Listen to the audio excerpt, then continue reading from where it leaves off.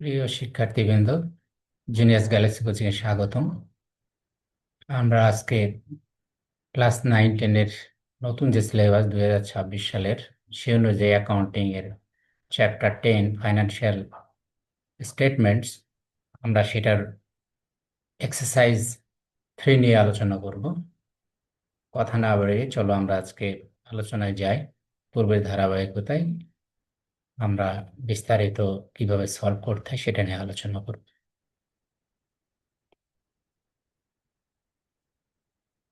আমাদের হিসাব বিজ্ঞান নবম দশম শ্রেণী 2026 সালের যে নতুন বই ক্লাস 9-এর, সেটার আলোকে এই সলিউশনটা আমি করতেছি। এইখানে আমরা 177 পেজে আছে প্রবলেম নাম্বার 3। আলম ট্রেডার্স এর নিম্নোক্ত রেওয়ামিল সময়ের সময় বিবেচনাপূর্বক 2025 সালের 30 জুন সমাপ্ত বছরের বিশদায় বিবরণী, মালিকানা সত্ত্বে পরিবর্তন বিবরণী ও উক্ত তারিখের আর্থিক অবস্থার বিবরণী প্রস্তুত করো। তো রেওয়ামিলে দেওয়া আছে, এখানে আমরা একটু রেওয়ামিলটা পড়ে নিই। 30 জুন 2025 তারিখে হাতে নগদ ও সাধারণ সঞ্চিতি। হাতে নগদ স্বাভাবিক কারণে বামে আছে, এটা ডেবিট ব্যালেন্স 1 লাখ, আর সাধারণ সঞ্চিতি সঞ্চিতি সবসময় ক্রেডিট হয়, এটা ক্রেডিট পাশে আছে 10,000। ক্রয় ও বিক্রয়, ক্রয় 2,50,000, বিক্রয় 4,20,000, বিক্রয় ক্রেডিট পাশে থাকে, ক্রয় ডেবিট পাশে থাকে। প্রাপ্য প্রদেয় হিসাব, এটা প্রাপ্য হিসাব 60,000 আর এটা 40,000 প্রদেয় হিসাব। কমিশন এখানে 10,000 আর 20,000। কমিশনটা ডেবিটের ঘরে যেটা, সেটা বুঝতে হবে, এটা আমাদের খরচ, এটা ব্যবসা পরিচালনা করতে গিয়ে আমরা কমিশনটা দিয়েছি, এটা খরচ। আর এই 20,000 টাকা কিন্তু কমিশন প্রাপ্তি, এটা ক্রেডিটের ঘরে আছে। ক্রেডিটের ঘরে আছে প্রাপ্তি, এটা ট্রিটমেন্ট আসলে এটা ব্যবসার নর্মাল প্রসিডিউর থেকে না। এইটা এই কমিশনটা আমরা পেয়েছি, আমরা যাদের কাছ থেকে বাকিতে মাল কিনেছিলাম তারা আমাদেরকে দিয়েছে। তো এই জাতীয় কমিশন প্রাপ্তিটা, এটা আমরা বিবিধ আয়ের মধ্যে ফেলি, এটা নর্মাল ব্যবসায়ের আয় ব্যয়ের মধ্যে এটা আসে না, যদিও কমিশন প্রদানটা আমাদের পরিচালনা ব্যয়ের মধ্যে আসবে, কিন্তু এই 20,000 টাকা যেটা কমিশন প্রাপ্তি, এটা আমাদের পরিচালনা আয়ের মধ্যে আসবে না, এটা বিবিধ আয়ের মধ্যে আসবে। কারণ এটা নর্মাল, এই এটা আমরা ব্যবসা পরিচালনা বাই সেল থেকে না, এটা এক্সট্রা আমরা পেয়েছি কমিশন হিসেবে। বীমা প্রিমিয়াম এখানে বলছে 15 মাসের দেওয়া আছে 30,000 টাকা। তো এখানে একটু লক্ষণীয় যে এখানে যখন কোনো কিছু ইনফরমেশন থাকে, তো এটা এমনি এমনি দেয় না, আমাদের বোঝার জন্য এটা কাজ আছে। তো বীমা প্রিমিয়াম, এটা বীমা প্রিমিয়াম খরচ, সে খরচটা দেওয়া আছে 30,000 টাকা, এটা 15 মাসে। তো যদি আমরা 1 মাস হিসাব করে 15 দিয়ে ভাগ দিই, তাহলে 1 মাসে পড়ে হচ্ছে 2,000 টাকা করে। তো আমরা জানি, আমরা হিসাব করছি, সবসময় হিসাব করি, আমাদের আর্থিক হিসাব বছর হচ্ছে 1 বছর। তাহলে এখানে আছে 15 মাস, তাহলে 12 মাসে 1 বছর, তার মানে 3 মাসের আমাদের বেশি এখানে খরচ দেখানো আছে। অ্যাকচুয়ালি আমাদের 12 মাসে দেখাতে হবে, 3 মাসটা এখান থেকে বিয়োগ করে এটা অগ্রিম হিসেবে আমাদের দেখাতে হবে। তো 3 মাস ধরলে 3 × 6,000 টাকা, এটার একটা ট্রিটমেন্ট আছে।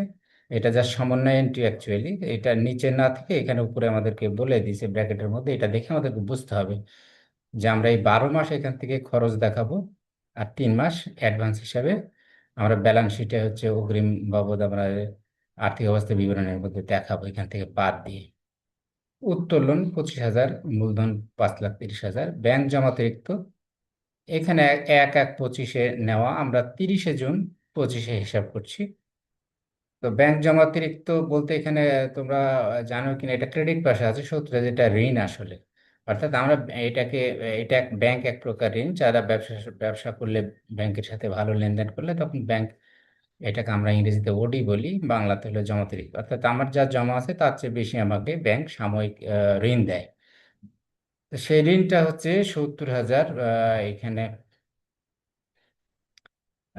70,000 ঋণ নিয়েছে, 1/1/25, তার মানে কি, তাহলে ঋণের সুদ দিতে হবে আমার কত দিনের, 6 মাসের। ঋণের সুদ হবে 6 মাসে। আর একটা জিনিস মনে রাখতে হবে, এই ব্যাংক জমাতিরিক্ত এগুলো কিন্তু টেম্পোরারি, অর্থাৎ এটা কিন্তু চলতি দায়, এই ঋণটা চলতি ঋণ। তাহলে এইটা কিন্তু স্থায়ী ঋণের মধ্যে যাবে না, ব্যাংক জমাতিরিক্ত এটা আমাদের চলতি দায়ের মধ্যে যাবে, এবং এর সুদটা আমাদের খরচ হিসাবে 6 মাসের সুদ এখানে ধরতে হবে আমাদের। কারণ 1/1/25 নেওয়া, আমরা হিসেব করছি 30 জুন, তাহলে জানুয়ারি থেকে জুন 6 মাস, এই 6 মাসের ইন্টারেস্টটা যেটা আসবে সেটা আমাদের খরচ দেখাতে হবে, এবং এটা বকেয়া হিসেবে আবার দেখাতে হবে, কারণ এখানে দেখতেছি আমরা কোথাও কোনো ব্যাংক জমাতিরিক্ত ঋণের সুদের এখানে কোনো রেওয়াবলের মধ্যে নাই। যদি রেওয়াবের মধ্যে না থেকে থাকে তাহলে বুঝতে হবে যে এটা এখনো হিসাবভুক্ত হয় নাই। আচ্ছা, আর একটা জিনিস আছে এখানে, কুরিন কুরিন সঞ্চিতি। কুরিনটা হচ্ছে 3,000 আর কুরিন সঞ্চিতি হচ্ছে 2,000। যে কোনো সঞ্চিতি ক্রেডিট আমি বলে দিচ্ছি। আগে উপরের দিকে একটা আছে সাধারণ সঞ্চিতি। দুইটা সঞ্চিতির মধ্যে একটু পার্থক্যটা আমরা জেনে নিই। দুইটা ট্রিটমেন্টও আলাদা। কুরিন সঞ্চিতিটা হচ্ছে যে আমাদের যে প্রাপ্য হিসাব থাকে, যেমন উপরে লেখা আছে আমাদের 60,000 প্রাপ্য হিসাব। তো প্রাপ্য হিসাবের মধ্যে থেকে কিছু একটা অ্যামাউন্ট আসবে না, আদায় হবে না হয়তো। যাদের কাছে আমরা মা পাখিতে বিক্রয় করছি তাদেরকে মারা যেতে পারে, দেউলিয়া হয়ে যেতে পারে, বিভিন্ন বা এলাকা ছেড়ে চলে যেতে পারে, বিভিন্ন কারণে এটা আদায় না হতে পারে। এই জন্য একটা সন্দেহমূলকভাবে একটা সঞ্চিতি, একটা প্রভিশন রাখা হয়, যাতে প্রকৃতটা অ্যাকচুয়ালটা তো পরে ঘটবে, আগে একটা আনুমানিক একটা পরিমাণ পার্সেন্টেজ এটা হিসাব করে রাখা হয়, সেটাই হচ্ছে কুরিন সঞ্চিতি। তো এইখানে আছে 2,000, মানে এটা প্রারম্ভিক। আসলে এটা গত বছরের ডিসেম্বরে আমাদের এই ব্যালেন্সটা ছিল। ডিসেম্বরে না, তো এটা যেহেতু 30শে জুন হিসাব করছি, তার মানে 1 জুলাই, 1 জুলাই 2024-এর ফিগার এটা অ্যাকচুয়ালি। এই 2,000 টাকা এটা প্রারম্ভিক, অর্থাৎ শুরুতে এটা ছিল ব্যালেন্স ইয়াতে আছে, রেয়াবলের মধ্যে আছে, মানে এটা প্রারম্ভিক। আচ্ছা, আর এই সাধারণ সঞ্চিতিটা এটা কিন্তু ব্যালেন্স শিট আইটেম। কুরিন সঞ্চিতি এটা এটা ব্যালেন্স শিট আইটেম। আবার সাধারণ সঞ্চিতি এইটা কিন্তু ব্যালেন্স শিট আইটেম হলেও এটা ব্যালেন্স শিটে ভায়া হয়ে যায়। কোনটা ভায়া হয়ে এটা যে আসলে অ্যাকচুয়ালি এটা মালিকানা সত্ত্ব বিবরণী হয়ে এটা ব্যালেন্স শিটে যায়, অর্থাৎ মালিকানা সত্ত্বে এটা যায় এই 90,000। এই সাধারণ সঞ্চিতি মানে এমনি একটা ফান্ড ক্রিয়েট করে রাখা হয় ভবিষ্যতের জন্য, যে কোনো প্রকার বিপদ আপদ আসলে যেন এটা দেওয়া যায়। আবার অনেক সময় গভর্নমেন্ট বা কোনো রেস্ট্রিকশনও থাকে যে একটা ফান্ড ক্রিয়েট করে রাখতে হবে, এটা থাকে একটা। তো সেই ফান্ডটা এটা প্রফিট থেকে যেহেতু রাখা হয়, তো প্রফিট আলটিমেটলি কার টাকা, এটা মালিক, প্রফিটের অংশটা কে পায়, মালিক। তো যেহেতু প্রফিট থেকে সঞ্চিতিটা করা হয়, এই সাধারণ সঞ্চিতিটা এটা মালিকানার ওই ঠিক অতিরিক্ত মূলধনের মতো এটা যা যোগ হবে ওখানে, আমরা দেখবো আলোচনা করার সময়। আর এই 2,000 টাকাটা এটা আসলে এইটা নতুনটার সাথে অ্যাডজাস্ট হয়ে এটা ব্যালেন্স শিটে যায় বিবিধ এই যে প্রাপ্য হিসাব থেকে এটা অ্যাডজাস্টমেন্ট হবে, আমরা পরে দেখবো কিভাবে হয়। জাহাজ ভাড়া, উপভাড়া। তো জাহাজ ভাড়াটা এটা কিন্তু আমরা প্রত্যক্ষ খরচ হিসাবে এটা ক্রয়ের সাথে যোগ হয়। আর উপভাড়া মানে ইংরেজিতে আমরা বাংলাটাই ইংরেজিটাই শুনে সবাই অভ্যস্ত হয়ে বলি না, সাবলিজ দেওয়া। সাবলিজ অর্থাৎ আমি একটা ভাড়া নিয়েছি, নেওয়ার পর আমি আবার ওখান থেকে সাবলেট দেওয়া, এই টাইপের সাবলেট। তো তো সাবলেট দিলে কি, আমি ভাড়া নিয়েছি, তার একটা অংশ আমি আর ভাড়া দিলাম, দিলে আমার আয় হলো। এই আয়টা কিন্তু বিবিধ আয়ের মধ্যে যাবে। এটা কিন্তু এই যে 18,000 ক্রেডিট, কারণ ক্রেডিট পাশে আছে, আর এই 23,000 টাকা আছে ডেবিট পাশে, এটা কিন্তু খরচ। এটা ক্রয়ের সাথে যোগ হবে। আর এই 18,000 টাকা যাবে বিবিধ আয়ের মধ্যে উপভাড়া হিসাবে, এটা প্রাপ্তি, ক্রেডিট পাশে আছে। মনিহারি 10,000, এটা খরচ। জীবন বীমা সেলামি। আচ্ছা, এখানে আমরা একটু দেখি, এর মধ্যে দুইটা বীমা পেলাম। একটা হচ্ছে 5 নম্বরে বীমা প্রিমিয়াম। এখানে যে 15 মাসের হিসাব করলাম, বললাম যে 12 মাসের আমাদের খরচ দেখাতে হবে আর 3 মাসের দেখাতে হবে অগ্রিম।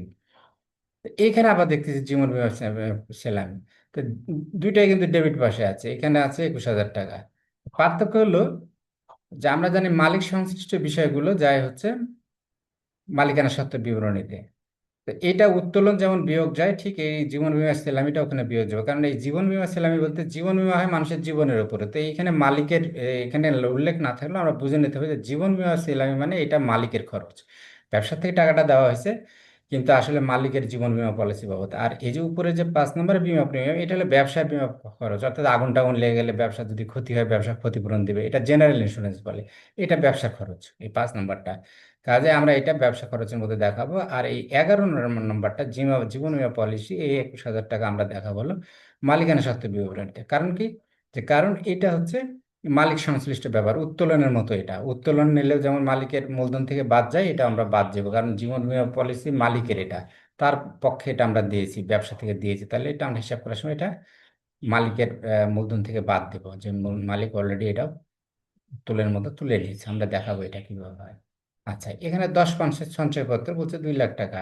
এই পার্সেন্ট মানে বুঝতে হবে যে এই সঞ্চয়পত্রে যে 2 লাখ টাকা এটা ডেবিট পাশে আছে মানে সম্পদ, তাহলে এর উপরে যে ইন্টারেস্ট হবে সেটা আমাদের আয়। আর ক্রেডিট পাশের কোনো আইটেমের উপরে যদি থাকে, যেমন ব্যাংক জমাতিরিক্ত, এই যে এটা আছে ক্রেডিট পাশে 70,000, এর উপরে ইন্টারেস্ট মানে এটা আমাদের খরচ। আর এই ডেবিট পাশের কোনো এটা সম্পদ, এর উপরে ইন্টারেস্ট মানে আমাদের আয়। তাহলে এই সঞ্চয়পত্রে 2 লাখের উপরে যেই পার্সেন্টেজটা আসবে, 10% হিসাব করলে 20,000 টাকা, এটা কিন্তু বিবিধ আয়ের মধ্যে আসবে, কারণ এটা ব্যবসা পরিচালনা সংশ্লিষ্ট না। এটা সঞ্চয়পত্র কিনে রাখা হয়েছে, সেখান থেকে লাভ পাওয়া গেছে, এটা ব্যবসা পরিচালনা না। এটা আমি আর্থিক বিনিয়োগ, আমার টাকা সারপ্লাস ছিল আমি রেখেছি, এটা ব্যবসা পরিচালনা করতে যে এটা আয়টা হচ্ছে না, এটা হলো আমি বিনিয়োগ করছি টাকাটা, কাজে এটা আর্থিক আয়। ফাইন্যান্সিয়াল ইনকাম অ্যাকচুয়ালি এটা হলো অর্থের সাথে সম্পৃক্ত, বিনিয়োগের সাথে। এই 2 লাখ টাকার আয় যেটা হবে সেটা বিবিধ আয়। আচ্ছা, অফিস সরঞ্জাম এটা সম্পদ 3,88,000। গবেষণা ব্যয়, এখানে একটা বিষয় মনে রাখতে হবে, অবশ্যই গবেষণা ব্যয় 80,000 টাকা। গবেষণা ব্যয় এইটা আসলে যে কোনো একটা পণ্য বা ইয়ের জন্য এটা প্রত্যেকটা ব্যবসা প্রতিষ্ঠানে যারা সার্ভাইভ করে, যারা ভালো করে, তারা সবসময় গবেষণার পিছনে খরচ করতে থাকে, নতুন নতুন জিনিস, নতুন নতুন প্রোডাক্ট বের করার জন্য। তো গবেষণার যে খরচটা, এটা নর্মালি এটা দীর্ঘমেয়াদী খরচ। এটা আসলে এটা ফিকটিসিয়াস বা অলীক সম্পদ হিসেবে দেখানো হয়। কারণ কি, এটা খরচ হয়ে গেছে, এটা দেখা যাবে না। আমি যদি জমি কিনি, যেমন উপরে আছে অফিস সরঞ্জাম 3,88,000, আমি কিন্তু দেখতে পাবো যে অফিসের মধ্যে আমি এই জিনিসগুলো কিনেছি। কিন্তু এই 80,000 টাকা গবেষণা ব্যয়, এটা কিন্তু আমি দেখতে পাবো না, এটা খরচ হয়ে গেছে। এটা শুধু কাগজের হিসাবের খাতায় আমাদের রাখতে হবে। কারণ কি, যে এটা যদি আমি 1 বছরের চার্জ করে দিই, তাহলে ওই বছরের প্রফিট আমাদের কমে যাবে নর্মালি। কিন্তু আসলে এর বেনিফিটটা আমরা দীর্ঘমেয়াদী পাই বলে এটার থেকে আসলে অ্যামোর্টাইজ করা হয়। যেমন এমনি এমনি অ্যাসেটগুলোর আমরা যখন যেমন অফিস সরঞ্জাম, এটাকে আমরা যখন প্রতি বছরে তার খরচ হিসেবে একটা অ্যামাউন্ট বাদ দিয়ে অবচয় হিসাবে, সেটাকে আমরা অবচয় বলি, ডেপ্রিসিয়েশন ইংরেজিতে যদি বলি, বাংলাতে হচ্ছে অবচয়। আর এই যে এই জাতীয় গবেষণা ব্যয়, এটা কোনো সম্পদ না, অলীক সম্পদ, অর্থাৎ এটা দেখাশোনা যাবে না, জাস্ট খালি খরচটাকে কয়েক বছরের মধ্যে স্প্রেড করে দেওয়ার জন্য, ভাগ করে দেওয়ার জন্য। তো এইটার এই গবেষণা ব্যয়টাকে আমরা বলবো অলীক সম্পদ। তাহলে এর এগেনস্টে যেটাকে প্রতি বছর আমরা অ্যামোর্টাইজ করি, সেটাকে বলে বাংলাতে হলো উম, অবলোপন। অ্যামোর্টাইজেশনের বাংলা, সরি, অ্যামোর্টাইজেশনের বাংলা এই মুহূর্তে মনে পড়তেছে না আমার। পরে আমি মনে হলে বলছি। একটু আমরা বুঝবো যে এটাকে আসলে আহ, ভাগ করে দেওয়া, এটা খরচটাকে হিসাবভুক্ত করা। আচ্ছা, এইগুলো সাধারণত 5 বছর বা 10 বছরের মধ্যে করা হয়।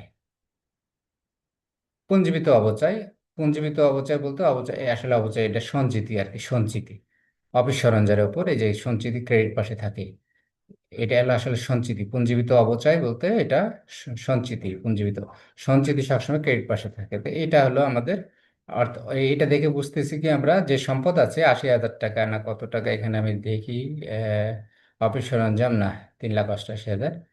তো এটার এই সম্পদের এগেনস্টে, অফিস সরঞ্জামের এগেনস্টে অলরেডি 10,000 টাকার ডেপ্রিসিয়েশন এটা আগের বছরগুলোতে করা হয়েছে, এটা বোঝাচ্ছে এখানে। এগুলো আমাদের মিলে। এখন আমরা একটু সমন্বয় এন্ট্রিগুলো দেখে নিই। তো এখানে আছে অলিখিত ধারে বিক্রয়। তো মনে রাখতে হবে সমন্বয়গুলো, এটার মানে হচ্ছে যে এখানে যেগুলো আছে সেগুলো কিন্তু হিসাবভুক্ত হয়নি। এগুলো, এই তথ্যগুলো আমাদেরকে এর আলোকে আমাদের অ্যাকচুয়ালি হিসাবভুক্ত হলে কি হতো, এই ঘটনাটা সেই দিকে খেয়াল রেখে আমাদের করতে হবে। তো এখানে বলতেছে অলিখিত ধারে বিক্রয় 30,000 টাকা। তো ধারে যখন বিক্রয় করি তখন আমাদের জাবেদাটা কি করি আমরা, জাবেদা করি প্রাপ্য হিসাব ডেবিট, আর হলো বিক্রয় হিসাব ক্রেডিট। তার মানে কি, বিক্রয়ও বাড়ে আমার হচ্ছে। এটা যদি লিখতাম আমি অলিখিত, অর্থাৎ এখনো লেখা হয়নি, যদি লিখতাম তাহলে কি হতো, লিখলে আমাদের বিক্রয়টা 30,000 বাড়তো, আর প্রাপ্য হিসাবও 30,000 টাকা বাড়তো। কারণ ধারে বিক্রয় মানে আমাদের জার্নাল এন্ট্রিটা হয় বা জাবেদাটা হয় প্রাপ্য হিসাব ডেবিট, বিক্রয় হিসাব ক্রেডিট। তার মানে বিক্রয়ও বাড়তো 30,000, আবার প্রাপ্য হিসাবে 30,000 টাকা বাড়তো। তাহলে এই 30,000 টাকা আমাদের অবশ্যই দুই জায়গাতে যোগ করতে হবে। আমরা বলেছি এর আগে আলোচনায়, আমার যদি আগের ভিডিওগুলো তোমরা দেখে থাকো, যে এই সমন্বয় এন্ট্রিগুলো কমপক্ষে দুই জায়গায় যাবেই। কমপক্ষে কোনো কোনোটা 3 জায়গাও যেতে পারে, কিন্তু দুই জায়গায় সে যাবেই, মাস্ট, এর কোনো বিকল্প নাই। তাহলে অলিখিত হারে ক্রয়, এই 30,000 টাকা দুই জায়গায় এন্ট্রি হচ্ছে, একটা হচ্ছে বিক্রয়ের সাথে সে যোগ হবে 30,000, আর একটা যোগ হবে প্রাপ্য হিসাবের সাথে। আচ্ছা, অব্যবহৃত মণিহারি বলছে 2,500। অব্যবহৃত মানে কি, এখানে মণিহারি নিশ্চয় দেওয়া আছে, এখানে যে মণিহারি, মণিহারি দেওয়া আছে 10,000 টাকা। তো বলতেছে অব্যবহৃত আছে 2,500, এটার মানে কি, অব্যবহৃত মানে এটা সম্পদ, এটা এখনো আমাদের ব্যয় হয়নি, তাহলে এখানে এটা কিন্তু খরচ, এই মণিহারিটা এখানে 10,000 খরচ, তার মানে কি এই খরচ এখানে 10,000 দেখালেও বলছে আসলে 10,000 হয়নি, তাহলে আমাকে কি করতে হবে, এই 2,500 এখান থেকে কমাই দিতে হবে খরচ, তার মানে এই 10,000 থেকে 2,500 বিয়োগ করে আমি খরচ দেখাবো, এটা হলো বিশদায় বিবরণীতে। আবার এটা কোথায় যাবে, এটা চলতি সম্পদ হিসেবে আবার আর্থিক অবস্থার বিবরণীতে যাবে, তাহলে এটাও দুই জায়গাতে আমরা পেলাম, একটা হচ্ছে প্রথমে আর্থিক আয় বিবরণ, আর্থিক বিশদ আয় বিবরণীর মধ্যে 2500 বিয়োগ হবে মনিহারের যে ফিগার এখানে রেওয়া মিলে দেওয়া আছে সেটার সাথে। আর কি হবে, এটা সম্পদ হিসাবে, চলতি সম্পদ হিসেবে আবার আর্থিক অবস্থা বিবরণীতে চলে যাবে। তাহলে দুইটাই আমরা আলোচনা করলাম। 3 নম্বরটা কি হবে, ব্যাংক জমাতিরিক্তের উপর 10% হারে সুদ দিতে হবে। তো ব্যাংক জমাতিরিক্ত এখানে, এই যে ব্যাংক জমাতিরিক্ত 70,000 আসতেছে, 70,000 1/25 নিচে, তার মানে কি 6 মাসের, আমরা এর আগে বলেছি তো 6 মাসের। তাহলে এক বছরে কত, 10% ধরলে 70,000-এর 10% করলে এক বছরে আছে 7,000, তাহলে আমাকে 6 মাসের তাহলে কত হবে, 3,500। তাহলে 3,500 টাকা আমাকে দুইভাবে এন্ট্রি হবে, একটা হচ্ছে জমাতিরিক্ত সুদ হিসাবে, এটা অন্যান্য ব্যয়ের মধ্যে যাবে, জমাতিরিক্ত ব্যাংক ঋণের সুদ হিসাবে, এটা খরচ অন্যান্য ব্যয়ের মধ্যে যাবে, যেহেতু এটা ব্যবসা পরিচালনা খরচ না, এটা মূলধন সংশ্লিষ্ট খরচ, এই জন্য এটা ফাইন্যান্সিং খরচ অ্যাকচুয়ালি। তাহলে এই জমাতিরিক্তের সুদ 10% করলে 70,000-এর 7,500 হয়, আর যেহেতু 6 মাসের, এই যে এখানে তারিখ দেওয়া আছে 1/1/25, তার মানে 6 মাসে হিসাব করতে আমাদেরকে, তাহলে 6 মাস করলে 3.5, তাহলে এই 3,500 টাকা অন্যান্য ব্যয় হিসেবে যাবে বিশদায় বিবরণীতে। আবার এই 3,500 টাকা যেহেতু এখানে সামান্য এন্ট্রি দুই জায়গায় যাবে, তাহলে আবার যাবে কোথায়, আবার ব্যালেন্স শিটে যাবে, অর্থাৎ আমাদের আর্থিক অবস্থায় বিবরণীতে যাবে, সেইখানে এইখানে যে ব্যাংক জমাতিরিক্ত আছে 70,000, এর সাথে যায় এই সুদ 3,500 টাকাটা যোগ হবে। কেন যোগ হবে, যে দুইটাই হচ্ছে চলতি, দুইটাই চলতি, কারণ ব্যাংক জমাতিরিক্ত আমরা বলেছি যে এটা স্বল্প মেয়াদী ঋণ, এই জন্য এটা চলতি দায়ের মধ্যে থাকবে, এটা চলতি দায়। কিন্তু এই ব্যাংক জমাতিরিক্ত না থেকে যদি বলতে এখানে ব্যাংক ঋণের সুদ, ব্যাংক ঋণ, শুধু এই জমাতিরিক্ত কথা না বলতে, যত ব্যাংক ঋণ তখন আমরা ধরতাম এটা দীর্ঘমেয়াদী, তখন কিন্তু দুইটা আলাদাভাবে থাকতো, এই দীর্ঘমেয়াদী ঋণের মধ্যে যেহেতু ব্যাংক ঋণের এই ফিগারটা, আর এই সুদের টাকাটা চলতি দায়ের মধ্যে, বকেয়া সুদের টাকাটা চলতি দায়ের মধ্যে যেত। কিন্তু এখানে দুইটাই চলতি দায়ের মধ্যে যাবে, কারণ ব্যাংক জমাতিরিক্ত ঋণ এটা চলতি দায়, এটা তার সুদটাও চলতি দায়। আচ্ছা, তাহলে তিনও আমরা বুঝে নিলাম। এবার 4 নম্বর, প্রাপ্য হিসাবে 3,000 টাকা আদায়যোগ্য নয়। তাহলে প্রাপ্য হিসাব, তাহলে এই প্রাপ্য হিসাব এখানে একটা ফিগার দেওয়া আছে আমাদের, প্রাপ্য হিসাব 60,000। তাহলে আমরা বলতেছি 60,000, এখানেও কিন্তু আবার 1 নম্বরে একটা পাইলাম, যে অলিখিত ধারে বিক্রয় 30,000 টাকা, তার মানে কি প্রাপ্য হিসাব 30,000 টাকা বাড়বে, তাহলে এই 60,000 সাথে 30,000 যোগ হবে। আচ্ছা, আবার কি হবে, ওখান থেকে আবার 3,000 টাকা বাদ যাবে, যে বলতেছে প্রাপ্য হিসাবে 3,000 টাকা আদায়যোগ্য নয়, তার মানে 3,000 টাকা ওখান থেকে আর আদায় হবে না, তাহলে 90, 60 আগে ছিল, আর এই যে এন্ট্রি লেখা হয়নি 30,000, তাহলে এই 30 যোগ করলে 90, 90 থেকে আবার 3,000 বাদ যাবে, কারণ কি এই 3,000 টাকা বলতেছে এটা আদায় হবে না। আচ্ছা, এরপরে আবার বলতেছে অবশিষ্ট প্রাপ্যের উপর 10% সঞ্চিতি, তাহলে আমার মোট প্রাপ্য হিসাব হলো 60 আগে ছিল, আর এই অলিখিত এখানকার বিক্রয় 30,000, 60 আর 30 90, 90 থেকে 3,000 বাদ দিলে 87,000, এই 87,000-এর 10% আবার আমাদেরকে নতুন সঞ্চিতি রাখতে হবে, এটাকে নতুন সঞ্চিতি বলে। এটা হলো সমাপনী সঞ্চিতি, এটা হিসাবের শেষে যায় রাখতে বলতেছে, এটা আবার মানে যে 87,000 টাকা থাকতেছে প্রাপ্য হিসেবে, এখান থেকে আরো কিছু 10% আদায় হবে না ধরে নিচ্ছে ভবিষ্যতের জন্য। তাহলে গত বছরে কিন্তু একটা ফিগার এখানে আছে যে 2,000 টাকা, এটা হলো গত বছর, এটাকে আমরা প্রারম্ভিক বলতেছি 2,000 টাকা। তাহলে সেটা আবার কি করতে হবে, এখান থেকে টোটাল থেকে বাদ দিতে হবে, এটা আমরা দেখবো ইয়েটা। তাহলে এই প্রাপ্য হিসেবে 3,000 টাকা আদায়যোগ্য নয়, এটাও দুই জায়গায় ট্রিটমেন্ট, একটা হলো খরচ হিসাবে যাবে কুড়িনের মধ্যে 3,000 টাকা, আর একটা কোথায় যাচ্ছে, প্রাপ্য হিসাব থেকে বাদ যাচ্ছে, প্রাপ্য হিসাব থেকে বাদ যাচ্ছে, এটা দুই জায়গায় গেল। ঠিক একইভাবে কুড়িন সঞ্চিতিটা কি হবে, এটাও খরচ হিসাবে যাবে, ব্যয় হিসাবে যাবে কুড়িনের সাথে, এটা যেহেতু আমরা খরচ হিসেবে ধরতেছি। কুরিনের সাথে যোগ হবে এটা, এই সঞ্চিতির অ্যামাউন্টটা। আবার কি হবে, এটা যা আবার ইয়ের থেকে বাদ যাবে, প্রাপ্য হিসাব থেকেও বাদ যাবে, কারণ এটা আমরা ধরে নিচ্ছি সম্ভাব্য খরচ যে এটা হতে পারে। অবিক্রিত পণ্যের পরিমাণ তো সমাপনী মজুত পণ্য না বলে এখানে বলতেছে অবিক্রিত পণ্য, একই জিনিস, আমাদেরকে এই টার্মগুলো বুঝতে হবে। অবিকৃত পণ্য মানে পরিমাণ 35,000, মানে কি 35,000 টাকায় এখনো মাল বিক্রি হয়নি, আমাদের কাছে আছে, তার মানে এটা স্টক মজুত পণ্য, আমাদের এটা সমাপনী মজুত। তাহলে এটা দুই জায়গায় যাবে। এটা আর্থিক আয় বিশদ বিবরণীর মধ্যে 35,000 টাকা যাবে মোট মুনাফা নির্ণয়ের ক্ষেত্রে, আবার আবার যাবে এটা আর্থিক অবস্থার বিবরণীতে চলতি সম্পদ হিসাবে। তো এই আমরা আলোচনা করলাম, এখন আমরা দেখব বেসিক্যালি আমরা এই অঙ্কটা সলিউশনটা, আমি তোমাদেরকে এখন সলিউশনটা শেয়ার করছি, এবং যাতে তোমাদের বুঝতে পারো তোমরা। এখন যাই আমরা।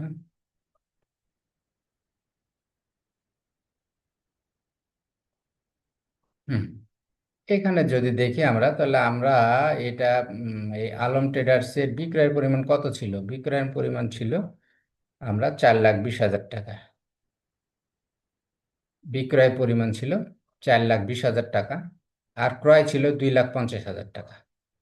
তাহলে আমরা 4,20,000 টাকা ছিল বিক্রয়, আর আমরা যে 30,000 টাকা এখানে যোগ করলাম, কেন যোগ করলাম, যোগ করলাম যে ওই যে 30,000 টাকা বলতেছে অলিখিত ধারে বিক্রয়, তাহলে বিক্রয়, তাহলে এটা যদি অলিখিত যদি লিখতাম তাহলে কি হতো, তাহলে আমার আরো 30,000 বাড়তো, তাহলে 4,20,000 টাকা, এটা আমার রেওয়ামিলের ফিগার, এই রেওয়ামিল থেকে আসলো 4,20,000, আর সমন্বয় থেকে 30,000 যেটা অলিখিত ছিল সেটা যোগ হলে তাহলে টোটাল আমার বিক্রয়ের পরিমাণ হলো 4,50,000। আচ্ছা, একইভাবে ক্রয় দেওয়া আছে, এখানে ক্রয় দেওয়া আছে 2,50,000 টাকা, ক্রয় ক্রয় দেওয়া আছে 2,50,000 টাকা, আমি ক্রয়টা লিখলাম 2,50,000 টাকা। জাহাজ ভাড়া দেওয়া আছে 23,000 টাকা, তাহলে জাহাজ ভাড়ার সাথে যোগ হবে, তাহলে নেট ক্রয় এই দুইটা যোগ করে হলো 2,73,000। আর সমাপনী মজুত পণ্য 35,000, যেটা আমরা বললাম আলোচনা করার সময়, ওখানে বলছে অব্যবহৃত পণ্যের পরিমাণ 35,000 টাকা, এটাই। তাহলে 35,000 আসলো, আমরা এই 35,000 কি করলাম, এই ক্রয়ের সাথে থেকে নেট ক্রয়ের থেকে এটা বিয়োগ দিলাম, দিয়ে 2,38,000 হলো। অর্থাৎ এই 2,50,000-এর সাথে 23,000 যোগ হলো জাহাজ ভাড়া, দিয়ে হলো 2,73,000। ওখান থেকে সমান পণ্য মজুদ 35,000 বাদ দিয়ে হলো 2,38,000। তাহলে 4,50,000 হচ্ছে আমার নেট বিক্রয়, আর এটা হলো ক্রয় সংশ্লিষ্ট টোটাল খরচ। তাহলে এই টোটাল খরচ যখন আমি বাদ দিলাম, 4,50,000 থেকে 2,38,000 বাদ দিয়ে দিলাম, তাহলে আমার 2,12,000, এটা হলো মোট মুনাফা। এবার পরিচালনা ব্যয়ের মধ্যে কমিশন দেওয়া আছে, আমি বলেছি পূর্বে কমিশন 10,000 দেওয়া আছে, কমিশন দুইটা আছে এখানে, কমিশন আছে, হ্যাঁ, একটা ডেবিট পাশে আছে 10,000 আর ক্রেডিট পাশে আছে 20,000। তো 10,000 টাকা আমি বলেছি যে এটা পরিচালনা ব্যয়ের সাথে, আর এই 20,000 টাকাটা এটা কিন্তু অন্যান্য আয়ের মধ্যে আসবে, কারণ এটা আমাদের নর্মাল বিজনেস থেকে পাইনি, এটা আমরা এক্সট্রা পাইছি, এটা হিসেব পাওয়ার কথা না, কিন্তু আমাদের কাস্টমার আমাদেরকে দিয়েছে, এই জন্য বিবিধ আয়ের মধ্যে এটা আমরা দেখাবো।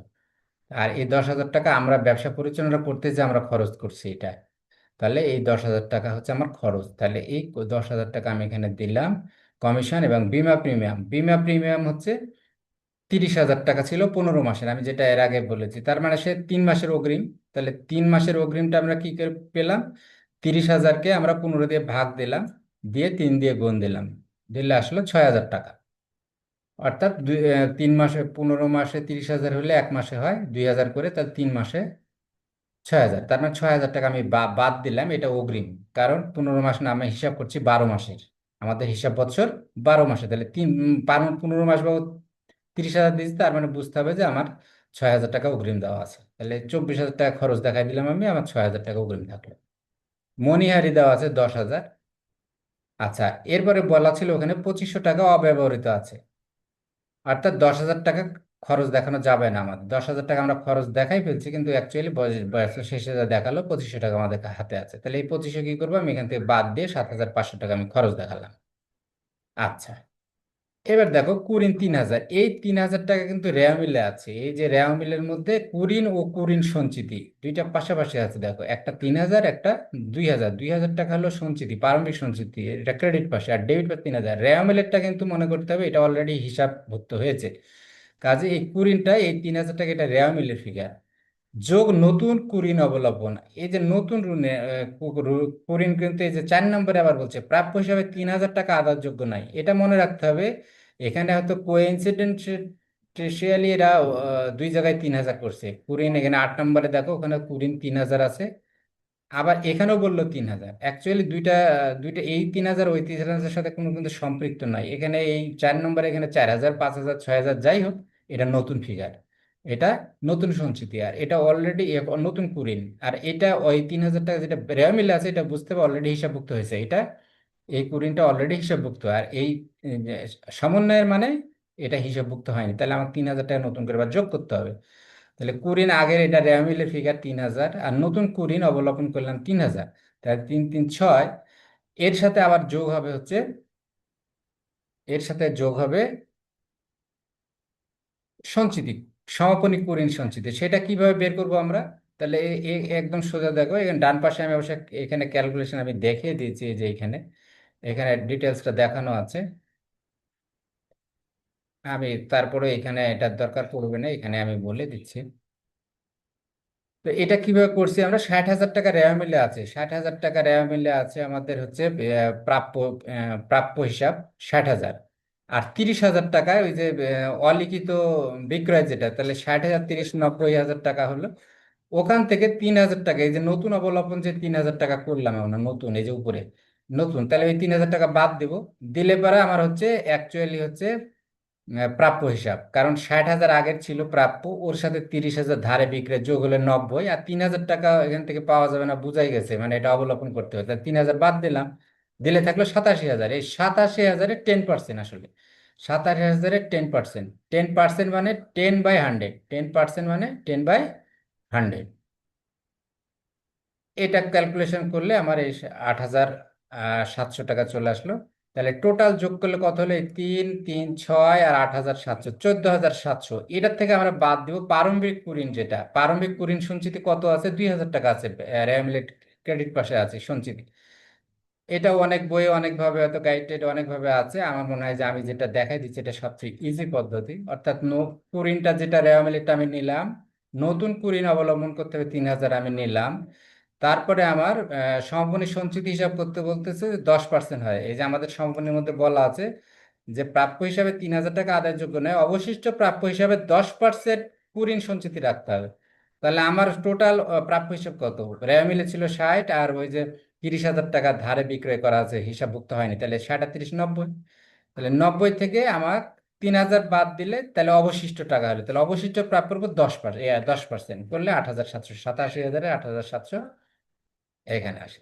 তাহলে 14,700 হলো, আর প্রারম্ভিক কুরিন সঞ্চিত 2,000, এটা বিয়োগ করতে হবে, বাদ দিলেই 12,700। তাহলে মোট পরিচালনা ব্যয় পেলাম আমরা, এগুলো যদি যোগ করি, অর্থাৎ এই কমিশন 10,000, তারপরে বিমা প্রিমিয়ামের 24,000, 7,500 মণিহারি, আর এই কুরিনের বাবদ 12,700, এই টোটাল যোগ করলে আসে 54,200।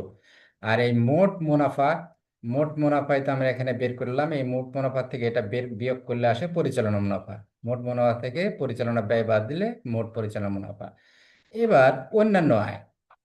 তো অন্যান্য আয়ের মধ্যে কি আছে? সঞ্চয়পত্রের সুদ 10%, আমরা বলেছি ওখানে দেখানো আছে, রেওয়ামিলের মধ্যে আছে 10% সঞ্চয়পত্র। তো 2,00,000 টাকা 10% করলে 20,000। তাহলে এখানে যেহেতু কোনো তারিখ দেওয়া নাই, তাহলে বুঝতে হবে এটা 1 বছরের, এই জন্য পুরাপুরি আমরা 20,000 টাকা হিসাব করলাম। যেহেতু কোনো তারিখ দেওয়া নাই, না থাকলে আমাকে বুঝতে হবে এটা পুরো 1 বছরের।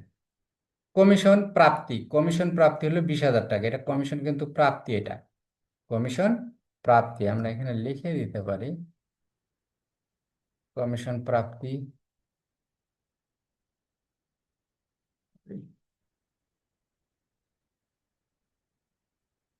কমিশন প্রাপ্তি,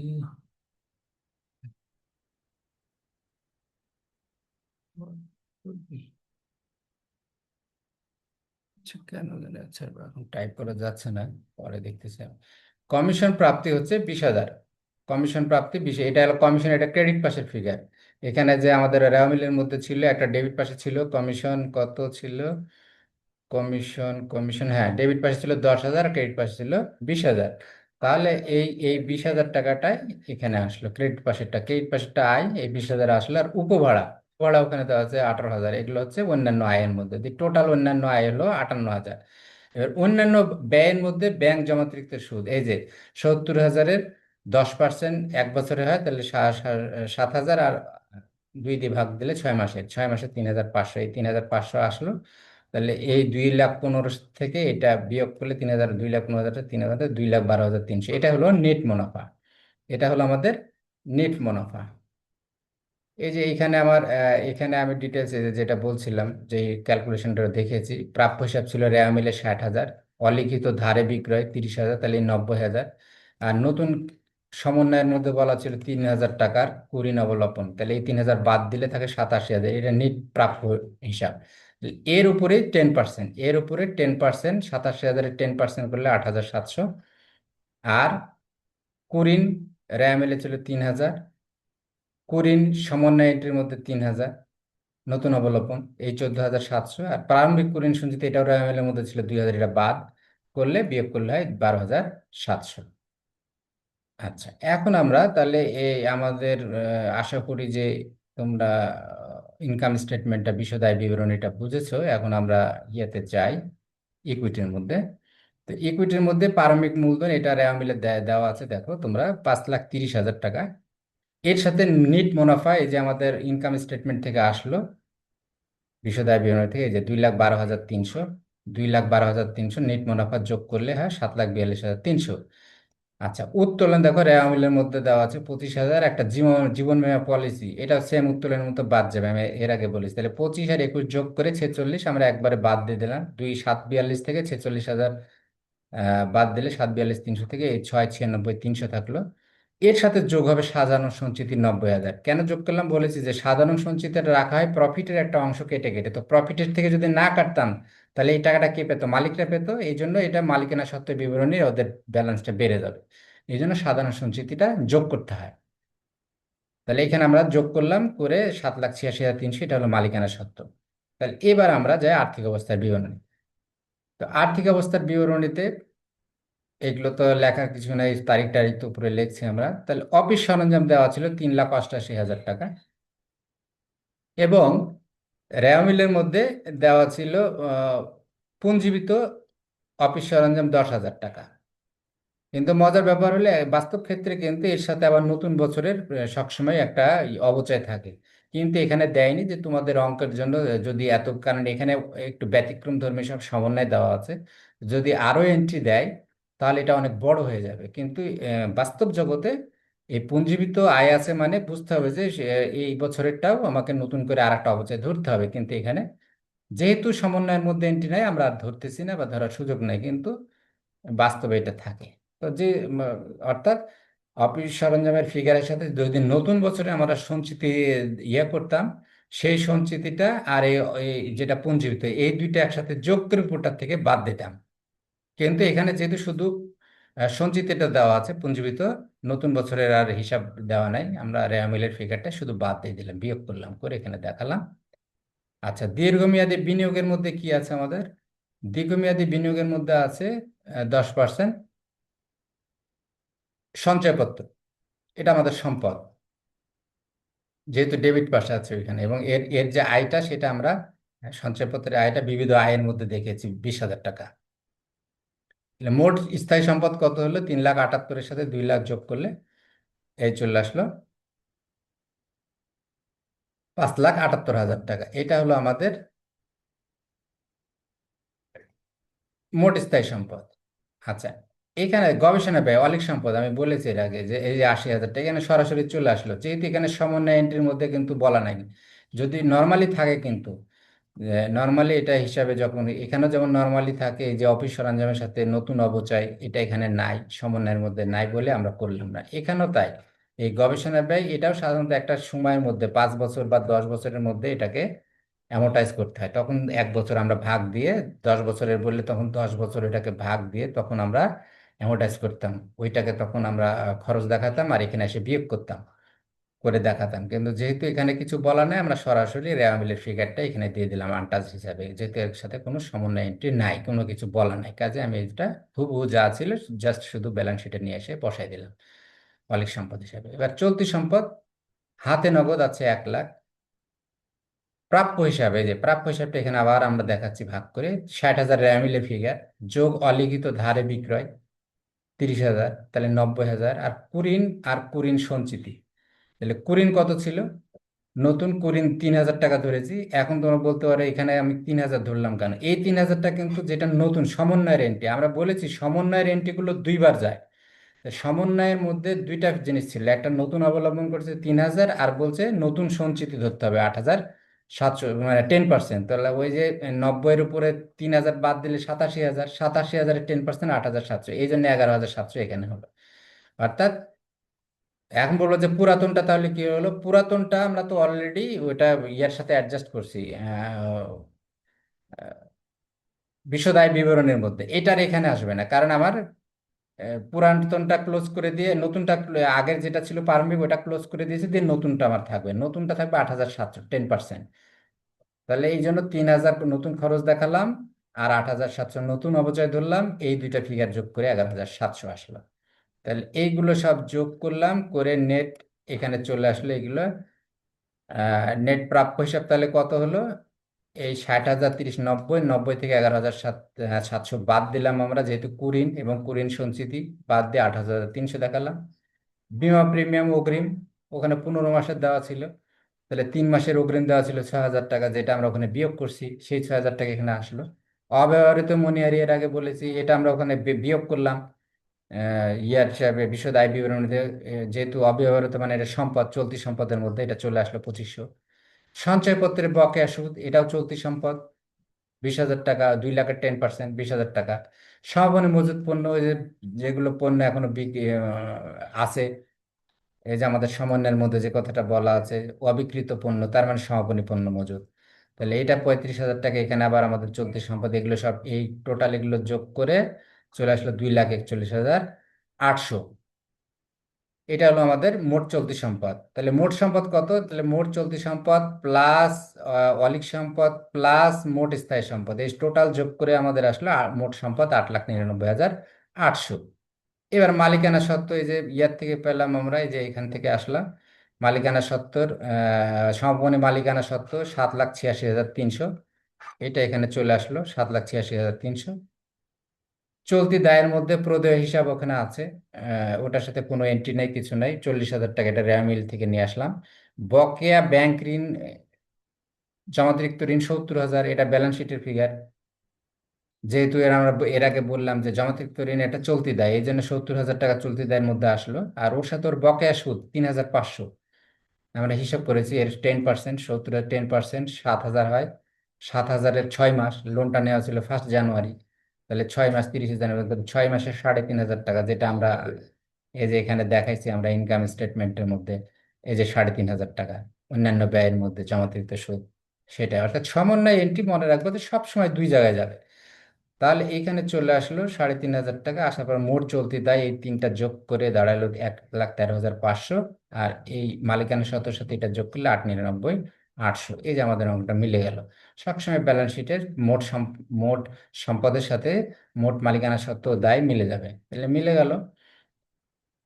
তো এই ছিল আমাদের আলোচনা করা আলোচনা, এই এক্সারসাইজ 3। আশা করি তোমরা বুঝতে পেরেছো এটা। এরপরে যদি কোনো কিছু বোঝার অসুবিধা থাকে তোমরা আমাকে টেক্সট করতে পারো, এই মেসেজ দিতে পারো, এবং এর পরবর্তীতে আমার চ্যানেলটা সাবস্ক্রাইব করো, যাতে করে তোমরা নতুন নতুন ভিডিও পাও। আমি এরপরে এক্সারসাইজ 4 শীঘ্রই আপলোড করব।